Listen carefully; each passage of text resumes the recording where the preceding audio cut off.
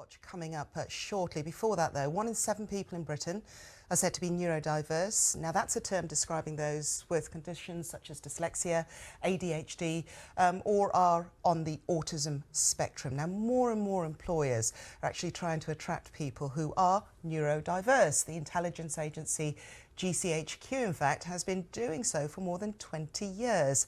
And now a major record label has produced a guidebook aimed at making the working environment more inclusive. Well, let's get more on this. Nat Hawley is from the Exceptional Individuals Employment Agency. Thank you for coming in. My pleasure. So they're trying to attract neurodiverse people. Are they winning, or what's going wrong? I think the main thing is organisations do not really understand neurodiversity. It's all around us, like 1 in 10 have dyslexia. But at Exceptional Individuals, I think we see on a daily basis the misunderstanding, the misconceptions, that it's not about what you can't do, it's about what you can do in different kind of like spikiness. So there may be some areas you struggle with, but other areas you'll go above and beyond. And it's this talent which organisations are missing out on. Okay, so there's no doubt that the ability is there.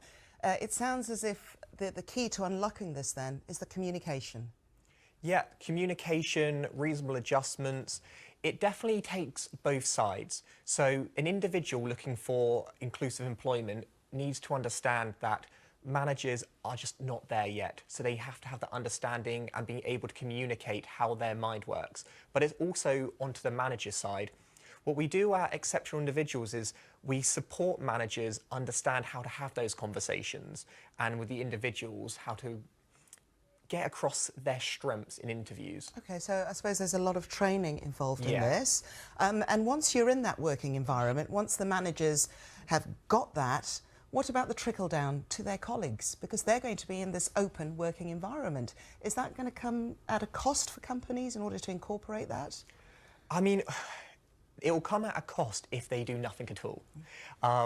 The neurodiversity isn't about really being inclusive necessarily. It's about hiring diversity. It's about getting people with different ways of thinking, different mindsets, different points of view.